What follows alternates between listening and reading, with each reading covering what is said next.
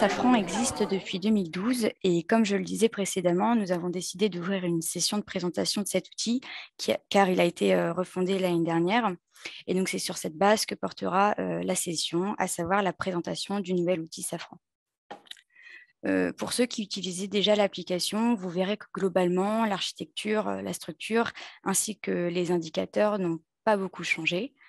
Le but premier était surtout de rendre l'outil plus intéressant visuellement et de facto, cet objectif nous a permis de revoir la façon de construire certains indicateurs. Autrement dit, des graphiques ou des tableaux existaient. Aujourd'hui, ils existent toujours, mais sous un aspect différent. De la même manière qu'il y a des indicateurs qui ont été supprimés et d'autres ajoutés. Je ne manquerai pas tout à l'heure, quand nous serons sur les indicateurs en question, d'approfondir sur la question de nouveau, pas nouveau, modifié, pas modifié, mais globalement, les anciens utilisateurs ne seront pas perdus. Alors effectivement, pour vous rappeler aussi brièvement ce que Safran est et ce que ce n'est pas, parce que c'est un point important à vous préciser. Donc, Safran, c'est un outil qui vous permet de visualiser, de comprendre les effectifs en formation. Et comment est-ce que se répartissent ces effectifs en formation sur les territoires en région Pays de la Loire, dans quels organismes de formation ils se trouvent, à quel métier ils se forment. Mais on est bien sur un objet du passé. Et donc, on s'appuie sur des statistiques, des photos de l'année dernière ou de l'année précédente. Tandis que si on souhaite regarder l'offre de formation telle qu'elle est aujourd'hui disponible et proposée dans la région par l'ensemble des établissements de formation sur le territoire, là, on ne sera plus sur Safran, on sera sur un objet vivant, et pour le coup, c'est d'autres outils comme Pro, Choisir mon métier, ou Sophie, qui vous permettent de visualiser ces éléments. Et là, on est sur d'autres outils du Carrefour. Là, Safran, on est bien sur un objet du passé. C'est ainsi qu'on pourrait le caractériser. Non, le sujet de l'actualisation de Safran, l'application, elle est maintenue au fur et à mesure que le Carrefour reçoit des données. Donc, ça veut dire globalement qu'à réception des données des différents fournisseurs, les données sont préparées et intégrées dans l'outil. On n'attend pas nécessairement de passer un trimestre ou un semestre, on attend plutôt que la donnée soit prête.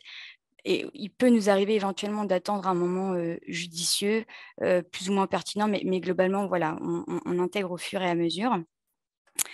Et pour rebondir sur les fournisseurs, actuellement, 8 interviennent dans l'actualisation de l'outil.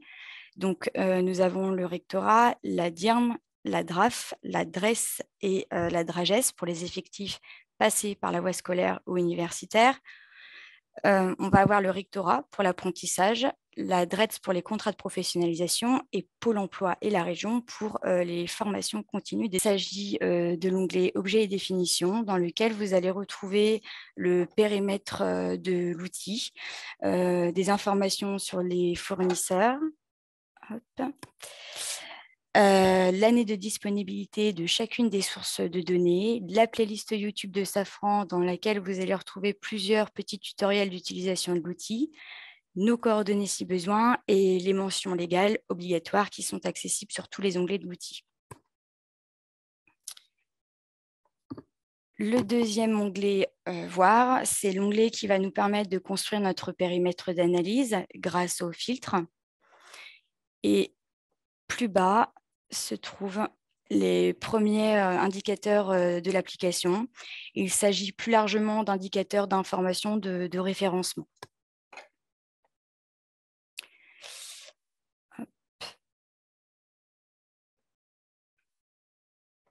Ensuite, le troisième et dernier onglet, c'est un onglet un peu plus stratégique, composé de 7 indicateurs qui abordent des thématiques différentes avec les graphiques nouveaux par rapport. Le premier indicateur est donc un nombre. Il permet de donner les effectifs formés sur le périmètre construit. Ici, il n'y a aucun filtre établi, donc on peut en déduire environ 269 000 formés en Pays de la Loire à dernière actualisation. Pour information, les formés ne concernent pas les élèves du collège, de l'élémentaire et de la maternelle. Le deuxième indicateur, juste en dessous, quant à lui, donne accès au nombre de formations sur lesquelles reposent ses effectifs. Troisième indicateur qui divulgue la liste de métiers, ce sont des codes ROM que donne accès théoriquement la formation recherchée. Le quatrième indicateur, juste à côté, la cartographie. Cette cartographie a pour but de visualiser la répartition des effectifs selon les modalités de formation sur l'ensemble du territoire ligérien. En effet, chaque département est représenté par un cercle. Ce cercle, il est divisé en secteurs et chaque secteur représente une modalité. C'est ce qu'on appelle un graphique circulaire. Et la mutualisation de la carte et du graphique secteur permet de déterminer rapidement le territoire sur lequel une modalité de formation serait dominante ou minoritaire en termes d'effectifs. Typiquement, à grande échelle et à dernière actualisation, on peut constater que l'apprentissage est plus développé en Vendée. Si maintenant, alors je vais enlever ça. Excusez-moi. Si maintenant vous souhaitez connaître la part exacte que représente une modalité sur un territoire, sachez que vous pourrez glisser votre curseur sur le secteur qui représente la modalité recherchée et vous verrez ainsi une infobulle avec le pourcentage ainsi que d'autres informations du type la modalité, le niveau, la famille de métier et le département. Voilà.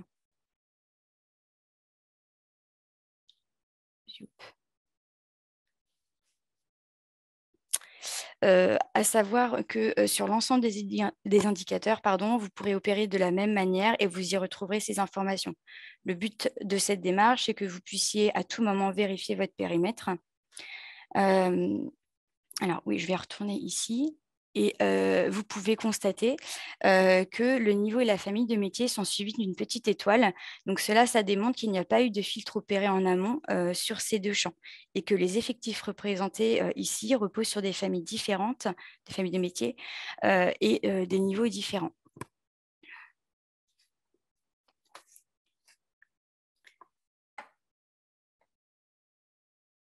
Hop, je poursuis. Je vais le mettre ici. Cinquième indicateur, donc il est représenté sous forme de tableau. Il a pour but de répartir les effectifs en formation à la maille établissement. On y trouve également la capacité, quand celle-ci est renseignée. Donc, c'est la capacité d'accueil de chacun des établissements. Je précise que le secret statistique est appliqué sur l'ensemble des indicateurs présents dans l'outil. Et une fois encore, vous pourrez glisser votre curseur sur la petite case tout à droite du tableau pour y retrouver le périmètre.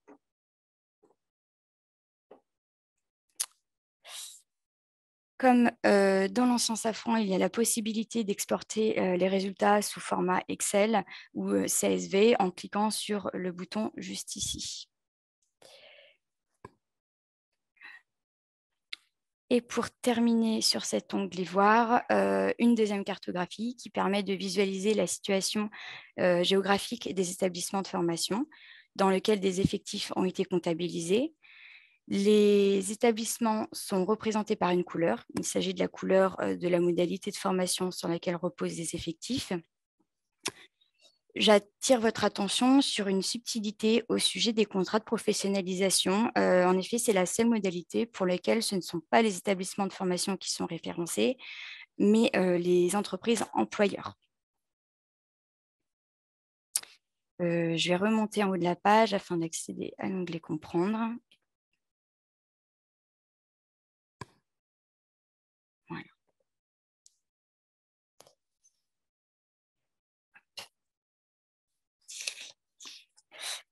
Donc, voici le 7e indicateur et le premier de cet onglet Comprendre. Ce tableau, il a pour but de comptabiliser les entrants et les sortants sur chacune des formations à la maille modalité de formation et de niveau de formation. Là aussi, on va glisser notre curseur tout à droite du tableau et on peut y retrouver le périmètre.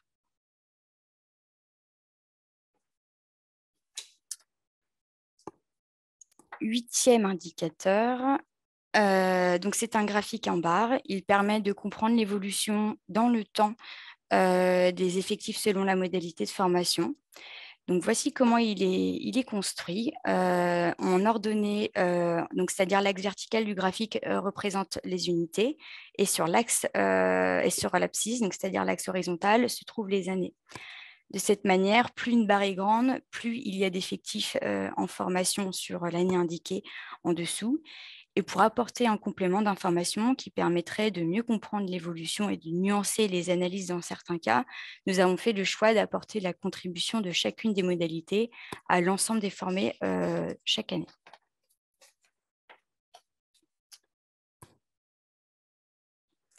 Ce neuvième indicateur, qui est la nouveauté du nouvel outil Safran, il s'agit d'un graphique en bulles groupées dans lequel on va chercher à répartir les effectifs selon la modalité de formation sur la dernière année disponible. Le concept, c'est que plus la bulle est grosse, plus la modalité est représentée. À l'inverse, plus la bulle est petite, moins la modalité est représentée. Comme la plupart des graphiques de l'application, ce graphique bougera selon les filtres géographiques opérés en amont. Cependant, juste à côté, vous pouvez constater qu'un second graphique à bulles groupées s'y trouve. Donc, il représente par ailleurs la même chose, mais celui-ci demeurera figé à la région Pays de la Loire. Peu importe le département, la zone EFOP ou la zone d'emploi que vous choisirez, ce second graphique restera fixe. Mais en revanche, il fera bien bouger le premier graphique à bulles. Le but étant justement de comparer la répartition des effectifs selon les modalités d'un territoire par rapport au territoire ligérien. On va glisser notre curseur sur les bulles et encore une fois, on va y voir le périmètre. De plus, ce graphique détient une fonction, celle de filtrer. Donc effectivement, chaque bulle représente une modalité et chaque bulle détient le pouvoir de filtrer la modalité qu'elle représente sur les deux autres indicateurs ci-dessous. C'est-à-dire que ces deux tableaux seront impactés par la sélection de la modalité que nous aurons faite. Donc, sur ce premier, donc on en est au dixième. Ce dixième indicateur, c'est aussi une nouveauté de Safran. Donc, on appelle ce type de graphique relation partie tout. Il permet de visualiser pour chacune des modalités filtrées ou pas la répartition des effectifs pour chaque niveau de formation. Juste à côté, on y trouve le 11e indicateur qui indique pour chaque niveau de formation la part en pourcentage d'hommes et de femmes formés. Tout comme le graphique relation partie tout, ce tableau peut être ajusté à la modalité de formation via du coup le graphique à bulles. Le dernier indicateur est donc un tableau. Il permet d'obtenir le taux de réussite pour chacune des formations, donc qui est un ratio entre le nombre d'admis et le nombre de formés présents à l'examen. Et je précise que selon les formations ou les modalités choisies, cet indicateur n'est pas disponible, peut ne pas être disponible. Le premier filtre est une barre de recherche. C'est donc à cet endroit que nous allons pouvoir taper une formation précise ou bien un mot-clé de formation. Vous êtes complètement libre sur ce filtre. Si vous tapez juste un mot-clé, alors ressortira comme résultat tous les formés sur toutes les formations qui détiennent dans leur libellé ce mot-clé. Cette recherche libre aura un impact sur l'ensemble des indicateurs. Juste en dessous, on identifie une carte. Elle a pour fonction de filtrer au département. Pour ce faire, il suffit d'appuyer sur le ou les départements souhaités. Je précise aussi que si vous voulez sélectionner plusieurs départements, il faut appuyer en même temps sur la touche contrôle. Donc, voilà.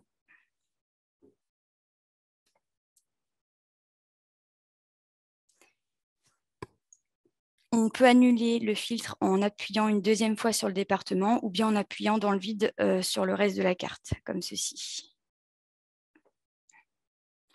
Le choix d'un département entraînera une réduction pertinente de zones EFOP ou de zones d'emploi. Autrement dit, le filtre proposera des modalités uniquement liées au département choisi.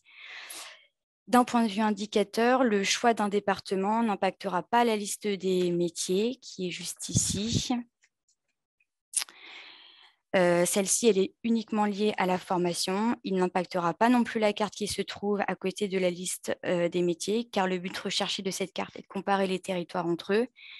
Et enfin, il n'impactera pas non plus le deuxième graphique à bulles groupé, qui, lui, comme je l'ai dit tout à l'heure, reste figé à la région Pays de la Loire. Donc, je vais appuyer sur la Mayenne.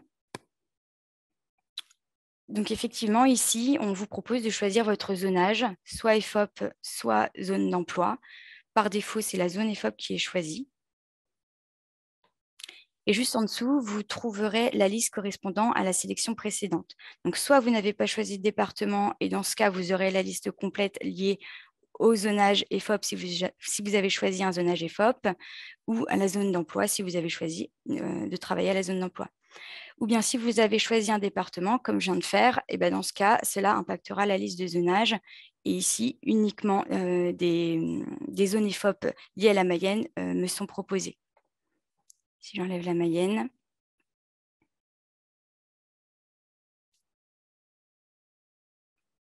j'ai donc toutes les zones IFOP.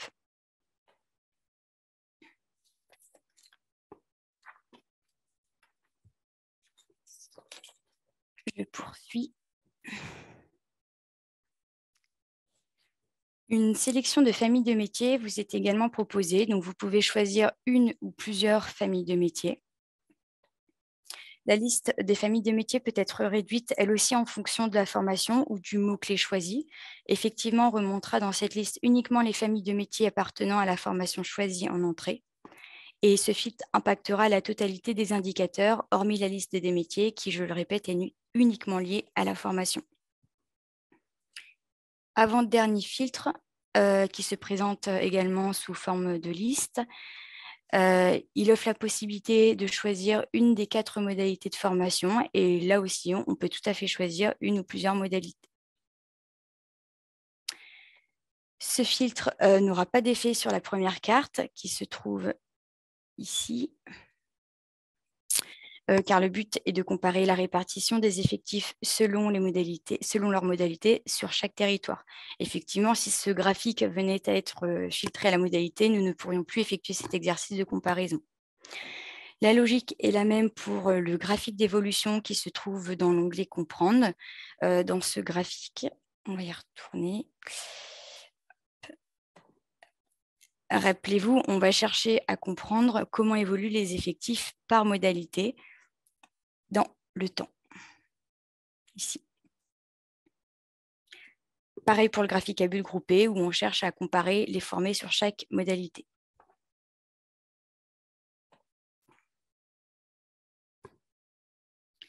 Et nous arrivons au choix des 6 niveaux existants.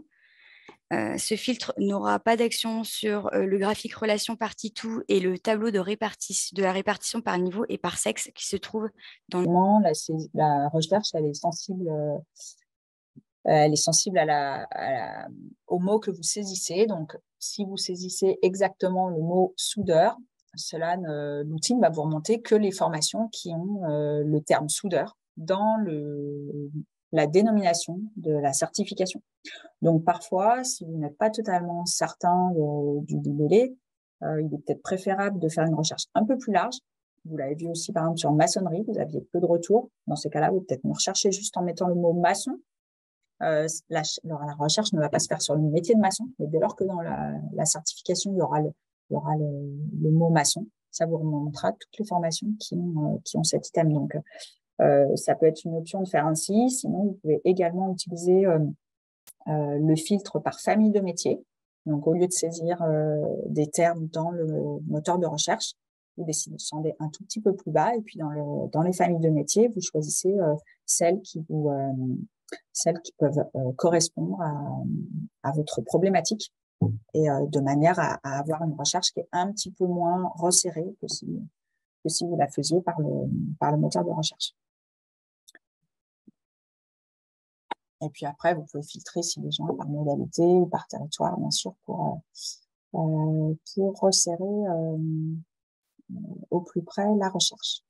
Des objets de carte des formations sur le supérieur, puisqu'il y a bien sûr les données qui proviennent des établissements de l'enseignement supérieur, sur la réussite scolaire, pardon. Vous avez également des données sur le taux de réussite, sur la mixité dans les formations, puisqu'il y a des éléments sur les caractéristiques mêmes des personnes en formation. L'évolution de l'attractivité de ces formations dans le temps, parce que vous avez un historique sur 5 ans dans Safran également, mais également voilà, la répartition territoriale, le fait de pouvoir voir est-ce qu'il y a la possibilité de faire un parcours complet en partant voilà, sur un territoire donné avec un CAP, est-ce que derrière, l'offre derrière qui permet de progresser, de se qualifier, est également disponible sur ce territoire ou non. Voilà, c'est différentes problématiques qui peuvent trouver pour partie leur réponse avec Safran. D'intervenir, je vois qu'il y a une question qui a été posée tout à l'heure, justement, d'une personne qui demandait est-ce que sur les formations, on était aussi bien sur le champ du secteur public que le champ du secteur privé. Donc, oui, effectivement, on est bien sur l'ensemble on est bien sur les deux types d'établissements. On a aussi bien le recensement des effectifs en formation dans des établissements privés que dans des établissements publics, puisque comme Vernou le disait tout à l'heure, les sources de données sur lesquelles on s'appuie, si on prend par exemple pour la formation initiale, on va s'appuyer sur des données qui proviennent de l'académie et pour le coup, dans les bases qui sont comptabilisées, on a bien et du secteur privé et du secteur public, notamment secteur privé sous contrat. Voilà. Je vois qu'il y a eu des questions qui ont été posées dans le chat. Il y a la première question, enfin la deuxième, parce qu'on a répondu déjà à une première là, tout à l'heure. L'outil Safran nous permet-il d'avoir les effectifs apprentis dans le privé? Ensuite, on a la mise à jour des effectifs vers info. Ok, je vais répondre à cette première question. Nous avons effectivement les effectifs apprentis dans le privé. Nous les avons aussi. C'est une source rectorat, donc dans le fichier SIFA et ils sont renseignés. Oui, il y a les apprentis du privé et du public. Voilà, et ensuite, la mise à jour des effectifs varie en fonction des établissements entre 2021 et 2022. Le décalage est lié à quoi? Le décalage, il est lié aux fournisseurs des données et des modalités. En fait, un même établissement peut avoir des formés sur différentes modalités et comme on ne reçoit pas les données en même temps, ça peut expliquer cette divergence. Mettre plusieurs formations possibles pour afficher sur une carte. Alors, plusieurs formations, en fait, ce que vous allez afficher dans la carte, c'est systématiquement l'objet de votre recherche. Donc, si vous avez besoin de plusieurs formations, vous allez vous allez devoir faire plusieurs exports, ou alors c'est que c'est quelque chose qui est assez large. Par exemple, si vous rentrez par une famille de métiers, à ce moment-là, après, vous avez l'ensemble de la recherche de la famille de métiers qui s'affichera sur la carte.